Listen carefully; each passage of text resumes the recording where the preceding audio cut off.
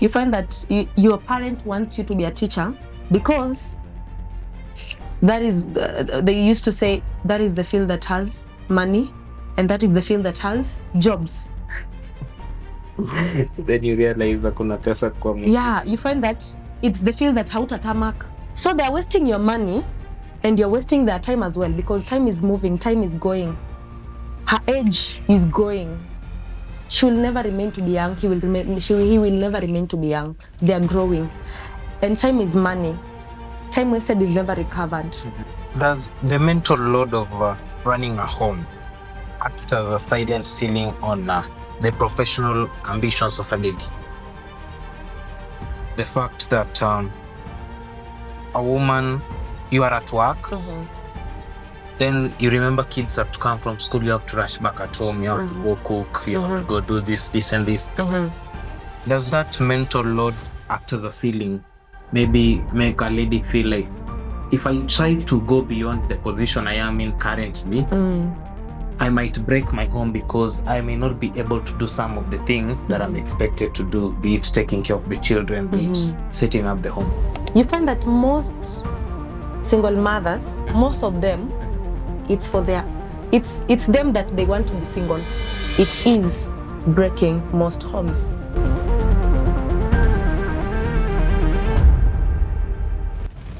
Let me stop here for a minute.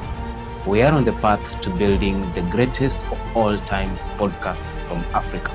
A podcast that helps you reshape how you think about money, self-growth, empowerment. If you believe in what we are doing and want to be part of this journey, take a minute of your time, recheck if you have hit the subscribe button.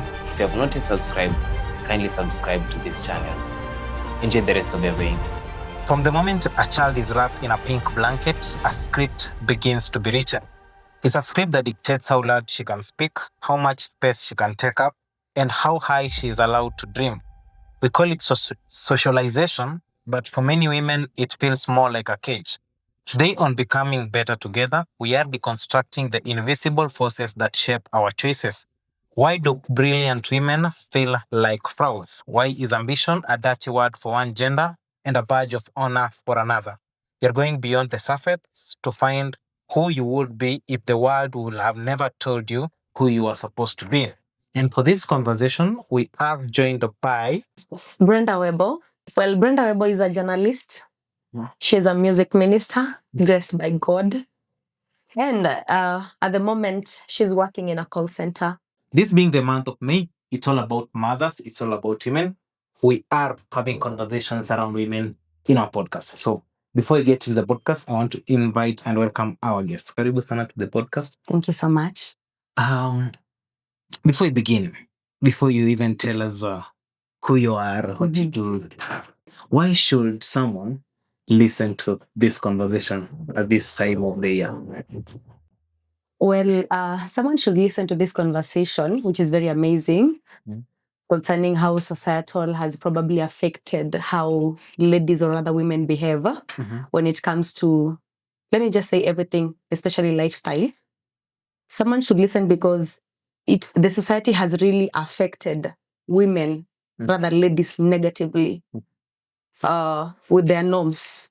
The way ladies or rather girls have been brought up since they were young till the stage when they are growing, they have been affected negatively.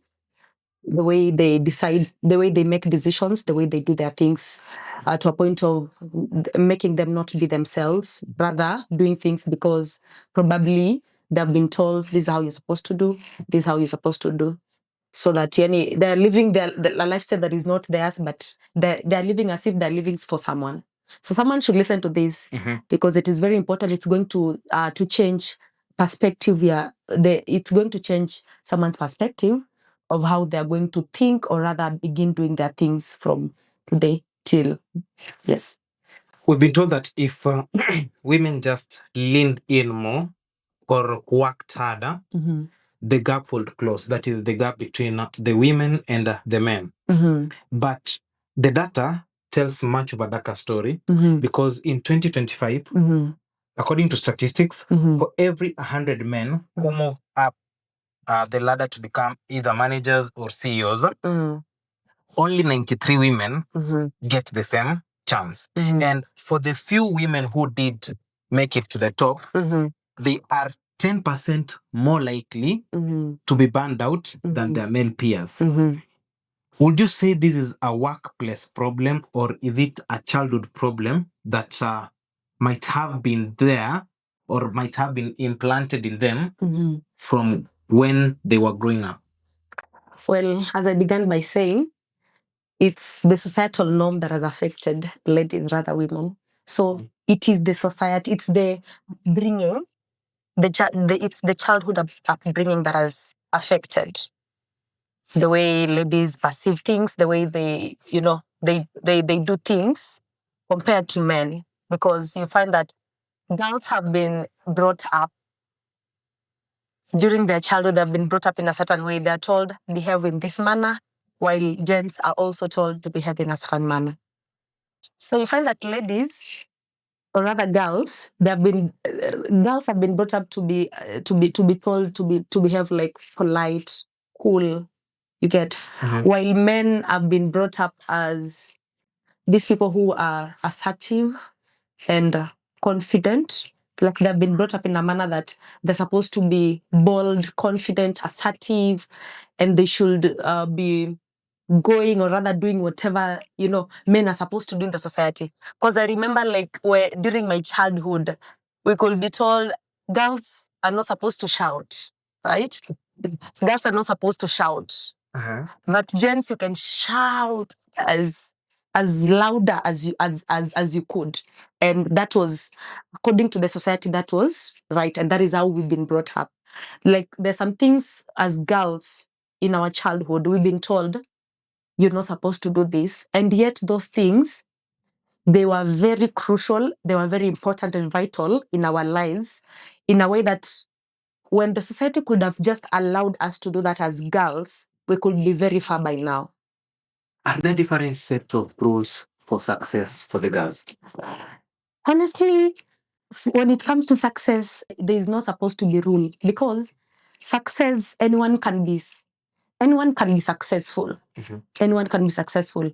And even God has created us in a manner that He wishes for everyone to be successful and prosper and, and be successful and do everything and live a good lifestyle. So when it comes to success, anyone can be successful, everyone.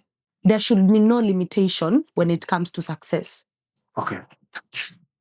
You said when you are a child, you were told girls are not supposed to shout. Was that the first thing you're told girls should not do? Or there are other things that when you're growing up, you're told, this is something a girl should not engage in. But growing up, you realize that it's something if a girl does, he or she can also thrive in it. Well, there are other things that we've been told beside the one for shouting. You find, I think you can agree with me. There's this statement that we were told, anything to do with house chores, it's for girls. Yeah. I don't know if you agree with me. But in real sense, house chores is not only for girls. It's for both gender, I mean. For instance, we have these single parents, rather single mothers, right? Do you know back then there were no single mother? Okay. Right, back then, if they were, it was, let me say like 1%. Right now, it's like 95. Yeah. So the more life has grown, the more, that problem has incurred and the more it has grown.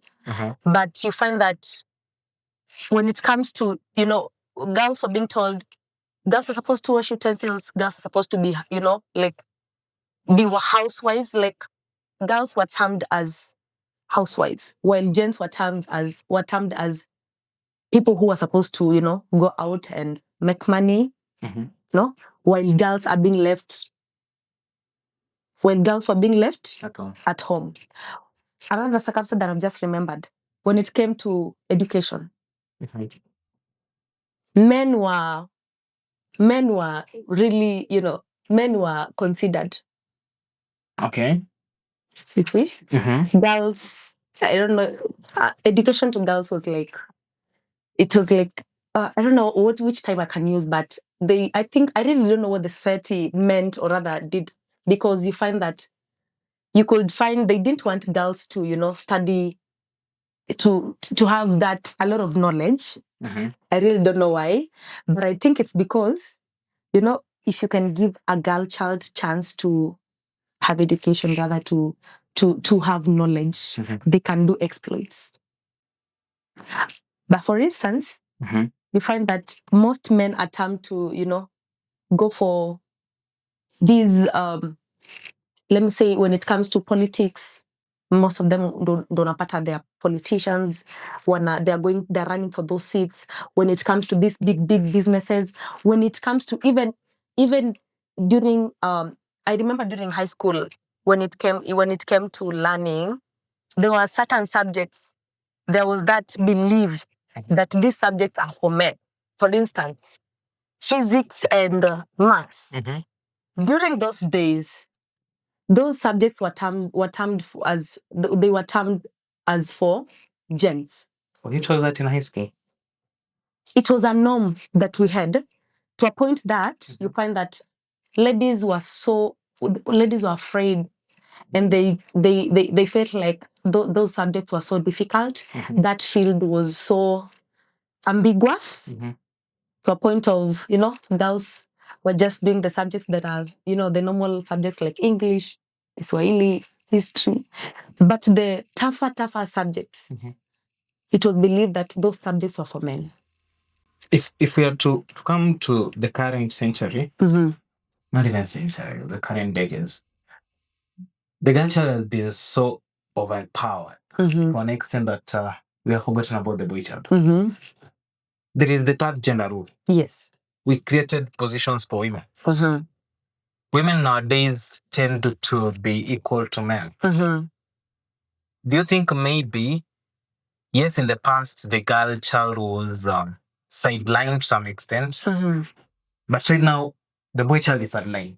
Do you think maybe it's time that the boy child right now be re-empowered to that level? Yeah, you're very right. Right now, I feel like the boy child have been sidelined, and I feel like boy child are supposed to be re-empowered again, because right now, girl child, I think, wamempa class, and it's not like kitambo.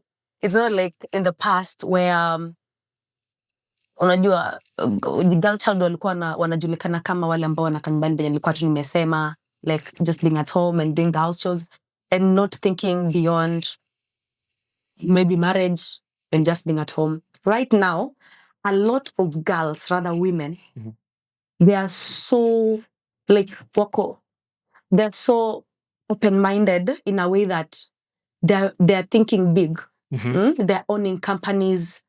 They're thinking big businesses. When you compare that with men right now wamelala class kidogo, and I really don't know why, because unapata right now when you can just have a talk with a girl, I think let me say 90% of girls right now, and I think it's because of the women empowerment. I blame women empowerment. It has given a lot of, like, women have been given the entire limelight.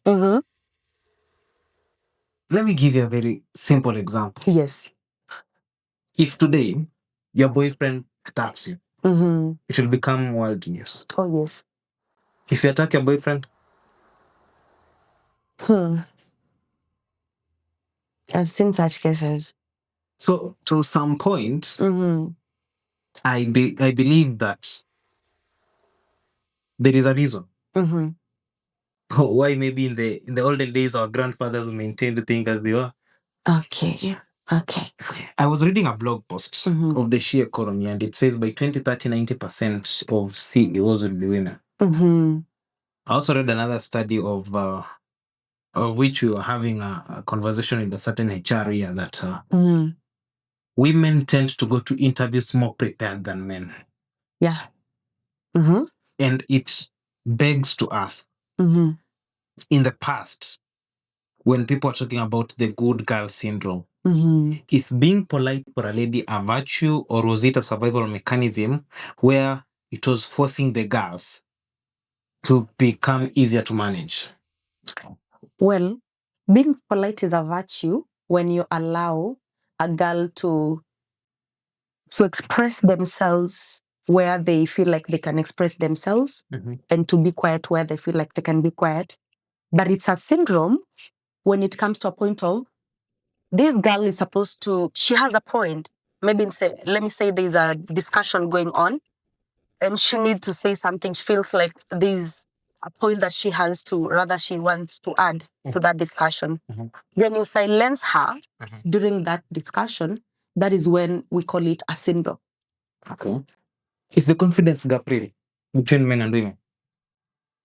The confidence gap, it is, because you see, when it comes to confidence, there is something that it's something that is inbuilt, right? Confidence, it's inbuilt. It's something that you built it by yourself. Like it just becomes natural. So you find that you'll find some girls confident. Actually, let me say, most of girls are always confident. Most of the girls are always confident. Now, when you compare it to men, most men, it's because they've been brought up with this notion that they're supposed to be bold and to carry themselves as men. Like, I'm a man, I should be confident and I should carry myself as a man and be strong in everything that I'm supposed to do. But you see now for ladies, it is something that they built slowly by slowly. In interaction with men, have you ever been in a boardroom whereby you had the best idea, but you had to wait for a man to speak the idea? What is a split second thought that makes your hand have to go up and speak the idea? Well, the first thought that will come probably that will make me not to raise my hand, because I told you during childhood, there are some things that girls who are planted, they were told that, girls are not supposed to be outspoken. You're supposed to be polite, humble, calm. And we are supposed to, you see this term submissive, that we are supposed to listen more and talk less. Now, when I was growing up, I've been knowing that men are the ones who, they're supposed to, when they tell you do this, you do this. Either as a wife. They're natural leaders. Yes, they're natural leaders. Thank you.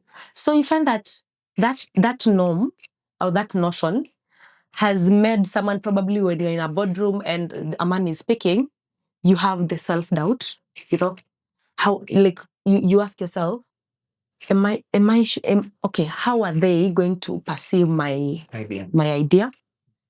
Is my idea correct or wrong? You're first doubting yourself. Number one is self-doubt. Number two is that because we have that notion, that the norm, I lose the confidence. It has made girls to lose their confidence in everything they do.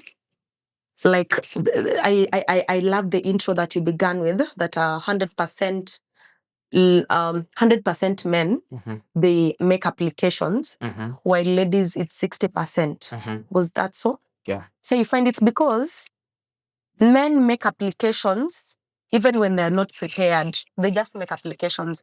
But girls, they have been told that before you do anything, make sure you know, like, you're prepared, you know about this, you're sure, like, before you do anything, make sure that it is correct. Make sure that it is 100%. Make sure that you have facts, truth, and everything, for instance.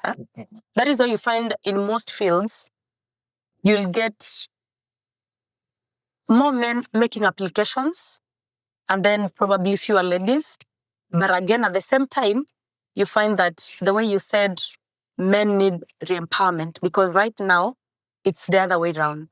Yeah, because I was told that right now, women show up in interviews 100% Prepared, yes. compared to men. Yes. Who might show up maybe 70% prepared. And I tend to ask myself, is it because women feel the need to take up men's position in the society? Which we'll come to talk about it maybe later, the aspect of an independent woman. is it making women feel like, let me do this? And the fact that you're saying that you people are told for you to do something, be sure of it. Is this making women appear 100% in boardrooms prepared compared to men? Oh, yes. So it was an advantage to some point. It is an advantage because I want to correct you. We are not, we are not doing that so that we are not even after your positions. We don't want to take over and be leaders. The point here is, you see this term gender equality. That's what we are trying to bring. You see, gender equality. Equity or equality? There's a difference between equity and equality. Yeah. Okay. There can never be gender equality. Okay. What I believe is, you see, once probably, let me use my example, you and I decide to do something, probably that it was not for, probably maybe I had this notion that I'm not supposed to do it. When I wake up and decide to do it, probably you might say I'm trying to compete with you, or rather I'm trying to take your position, but that's not the case. Okay. What's the case? We're also trying to be dependent. We want to be dependent, we as ladies as well, because most of the times we've been having this notion that, we are supposed to, like that now that you men are providers, we should not even go to work. We should not do anything. We just be seated wherever we are and expect you to bring. To some point, that act as it hasn't been good. And I believe that is why many ladies have woken up from slumber to at least even them make sure that, so we can do this. It's not like, the point is, it's not only men who are supposed to do some things. Even we can do whatever you can do. I can do it even more. Why then do you women say, let me bring it to the aspect of money now? Why do women say their money is their money, my money is our money? Oh my God. If you people are fighting for gender equality whereby we are equals, we do things, why is it that when it comes to money, it's about my money is my money? Okay, when it comes to that aspect, I believe it depends with how you two have agreed. Okay. It depends on how you two, but I am getting your point. You find that most ladies are like, my money is my money, yours is our money. Yeah. Which is true. Even the Bible says, you provide and we submit. So my work is to submit, your work is to provide. But again, at the same time, it doesn't mean that, for instance, when, let me use this example, you've lost your job, God forbid. It wasn't your fault to lose it. So will it mean that because you've lost your job, I won't use my money to provide, which was the end of South? Now that because I've said my money is my money, and to some point I think it depends with the reasoning of how someone thinks, or how someone resonates. Because I believe there are ladies, rather women outside here, they say that yes, but when they have entered in that marriage, trust me, it depends with how you two have agreed. Because even the word of the Lord says two cannot walk together unless they agree. Can you date a man who is earning less than you? You as you.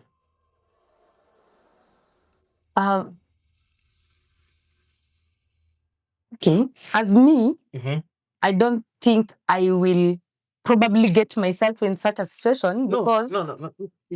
Not you can't. They usually say, never say never, right?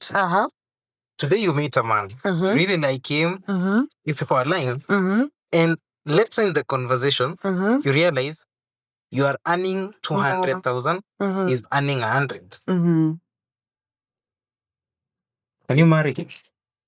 Well, when our goals have, when our goals are the same, and when I feel like this is the right person for me, and this is the person that I think our visions are the same as well, we can share vision, we can go far.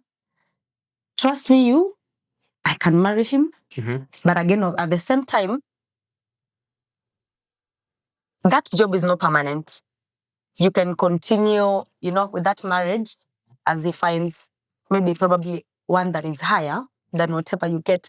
Because I know most ladies who earn more than their husband, they look down upon their husband. Very true. Yeah. You spoke of gender equality. Yes. Which I brought to you, gender equity. Mm-hmm. What's your take on 50-50? Wow. Okay. Actually, 50-50. Maybe you elaborate for me. Like what 50-50 in marriage? Yes, maybe you elaborate 50-50 in marriage, then I think I can be able to give you my answer, or rather my take. Whereby your husband provides 50% of things in a marriage. Let's say he's paying the school fees, the rent, the other things. You take care of the shopping, this. Do you subscribe to the idea of we share roles in our marriage 50-50? I can subscribe to it if he is the man of my dream. And I can subscribe to it if he's the man of my dream. As long as my salary will allow me.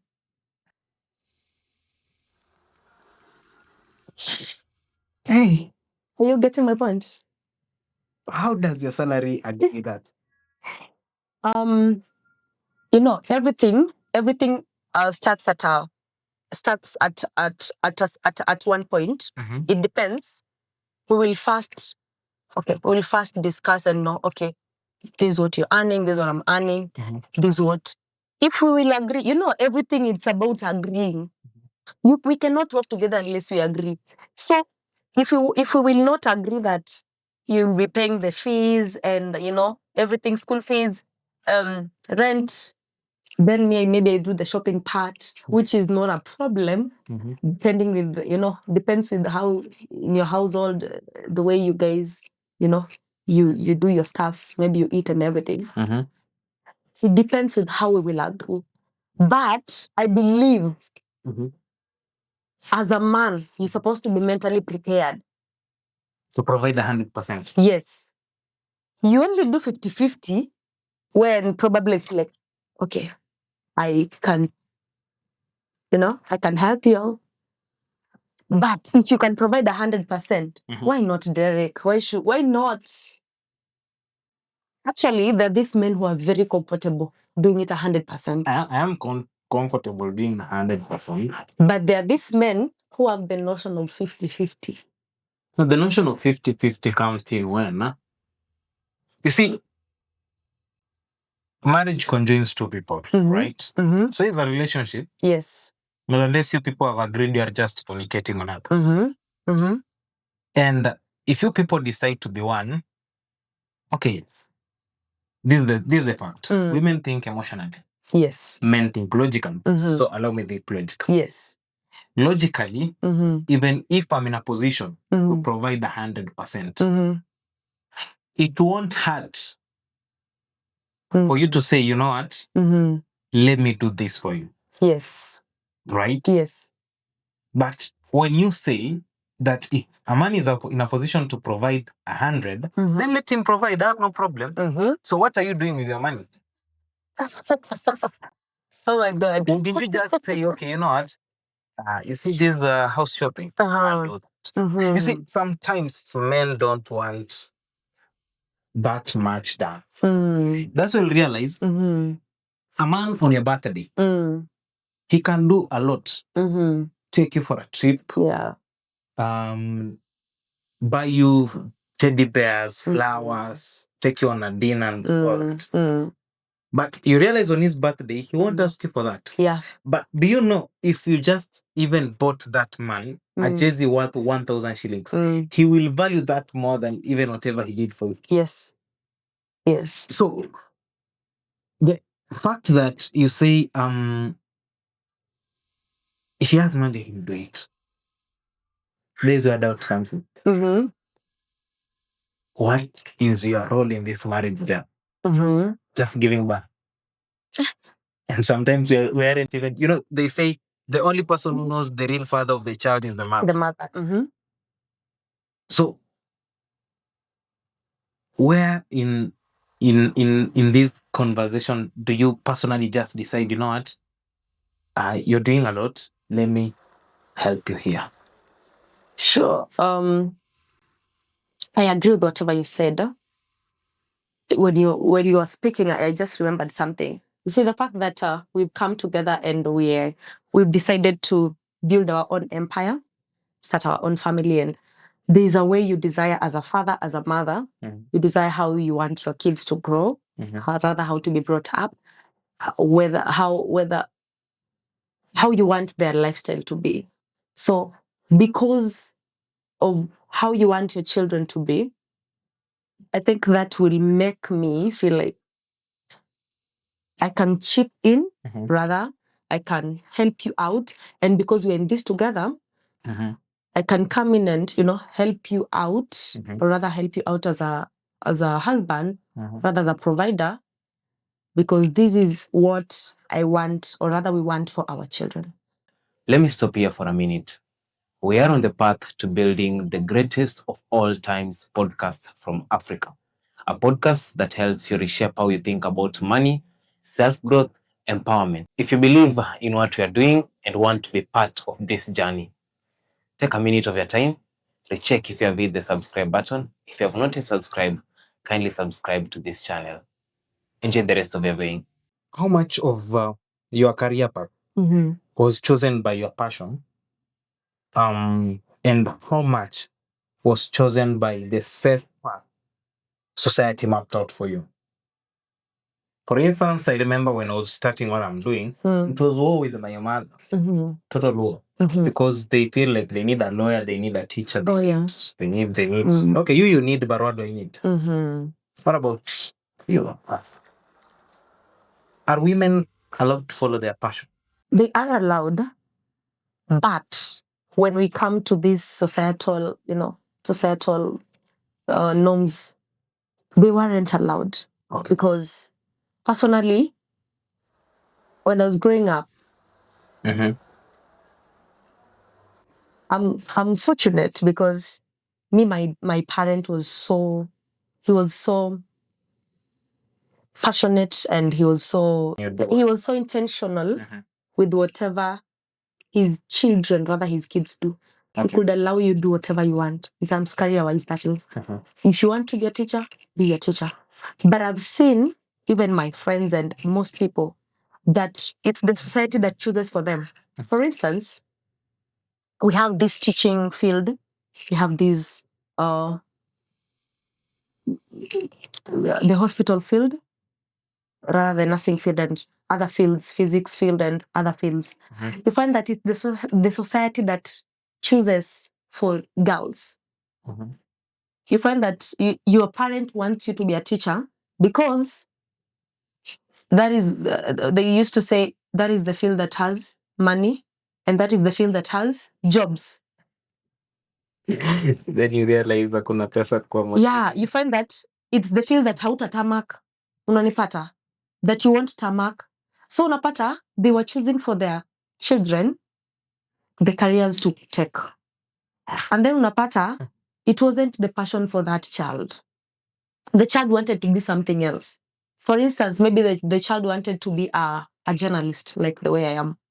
So unapata, the child amefosiwa kufanya teaching because mzazi anasema, this one you want tamak, ukimaliza hivi unapata job and you start earning. But then unapata, yes, the child has done whatever the parent amefanya alitaka, but shingo upande, she didn't enjoy.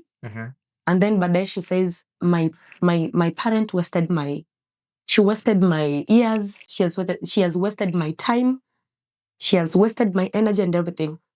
I brought her certificate. Now I want to do whatever I wanted to do. Yeah, that reminds me. There is a journalist in Kenya. Is she a journalist or someone? Yeah, there was a journalist. The father wanted her to do law.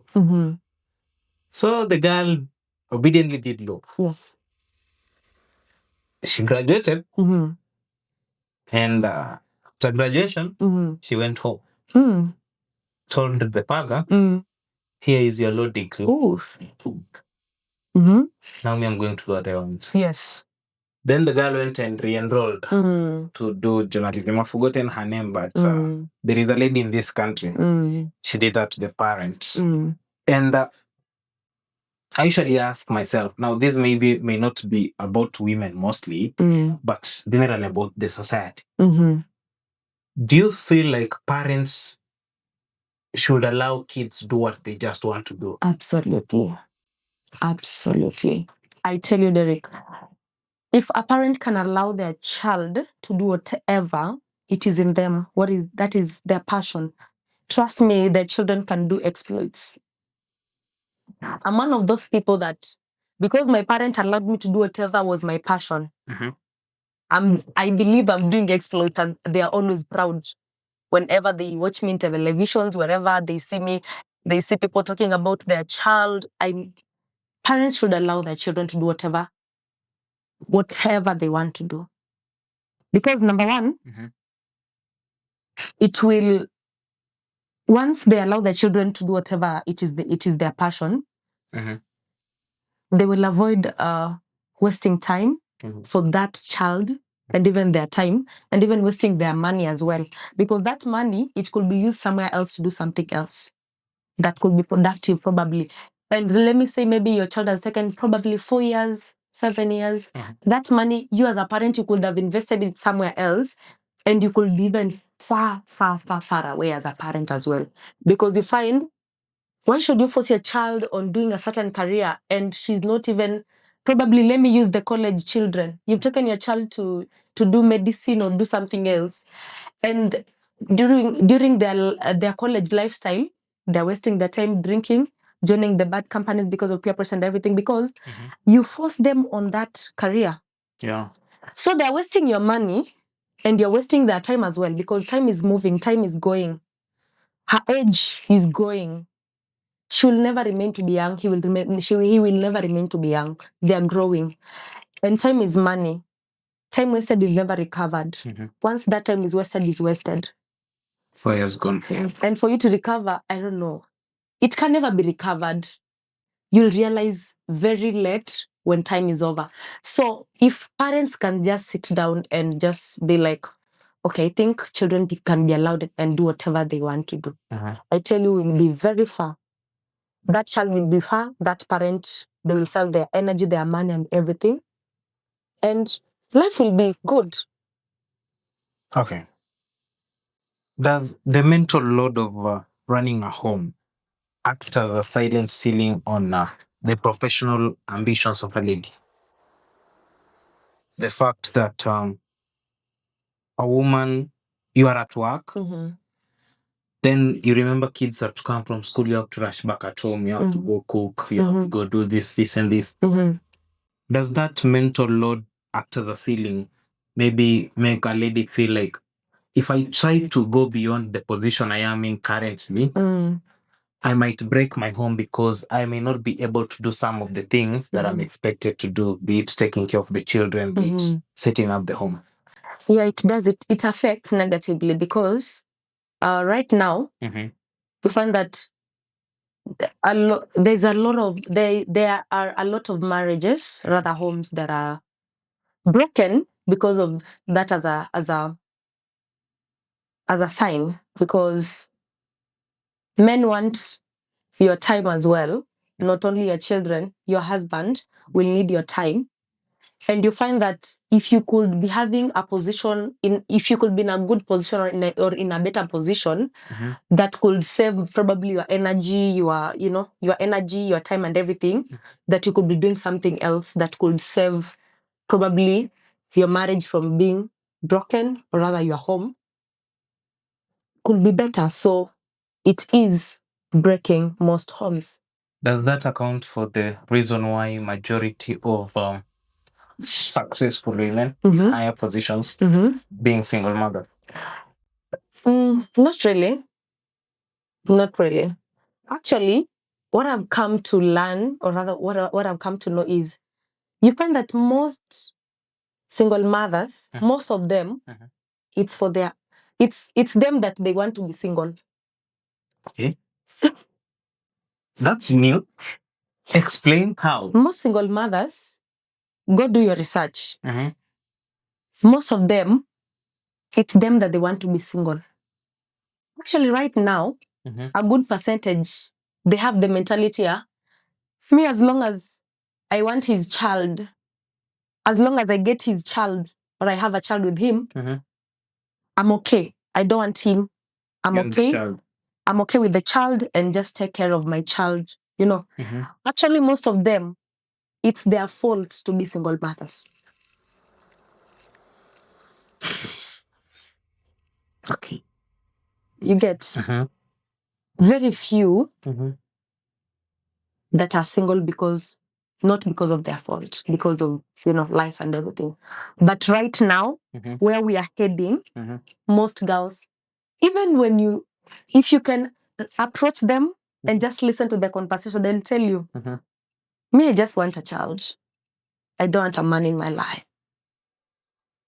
Probably because that empowerment has made them feel like, I have money, I can do this, I can do this. The independent woman simple. Yes. So most of them, if you meet them, and they're very comfortable and very, being single mothers. Most. Do you think they're doing okay? It's not okay.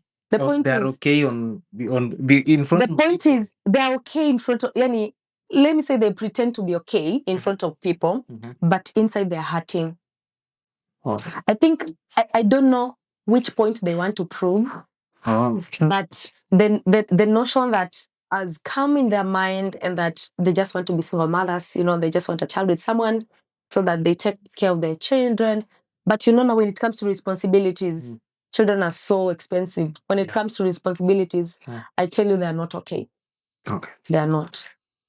If you are a man for 24 hours in your current job, what is the one thing you'll do differently that currently you are afraid of doing it because you're a lady? Oh, on my side, I don't feel like I have something that I'm afraid of doing. But this is what I'll tell someone. If they could be a man for 24 hours, I could be very, very confident. I could be very, very, open. Like I could be very open-minded, and I could be. How do you say? I could speak my mind. I could be bold and just speak my mind and just enter in those boardrooms and speak. I don't care what people will think of me, as long as I know I am right and my point has a point in whatever the discussion is, and probably it has a positive impact. I mean, just be confident, be yourself, know your identity. If you want to go for something, go for it. If you want to be a politician, go for those ballots, for those ballot boxes, vote.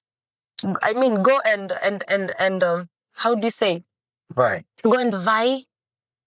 If you want to be, a president, if you want to be a teacher, if you want to be a lawyer, go do it without having this fear of if I speak or if I do this, how will they view me as probably a lawyer, as a politician, if I speak as a lady? You find that most women, they have been silenced even speaking in meetings because, we ladies, if we can decide to speak Derek,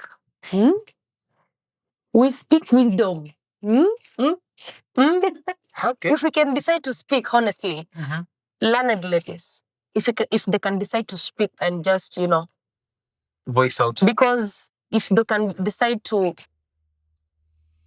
speak in a meeting, or rather, they have so many ideas, brilliant ideas that can be productive, that can change a nation, can change aspect of everything, how it seems like. It doesn't mean that you men don't, you're not productive or you don't have ideas that are productive, but even ladies, what you guys can do, we can do as well. I don't want to get into the aspect of ladies politics. Yes. But as a wrap up, please, what is one lie about womanhood that you refuse to pass to the next generation? One lie that I would refuse is that the lie that ladies should not speak. That ladies should just be calm, be polite. That you, Derek, you should just step on my feet and I just keep quiet. Ladies should speak. They should be outspoken, that is. They should be confident. And they should just know themselves and carry themselves as who they want to be. Like, let them just be themselves.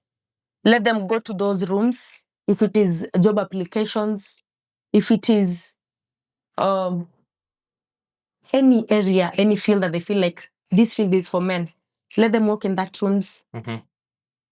Let their presence be felt and let them do whatever they want to do as long as it is productive and as long as it is bringing growth in the society and in the generation as well, because the generation has also changed a lot and so many things are happening right now.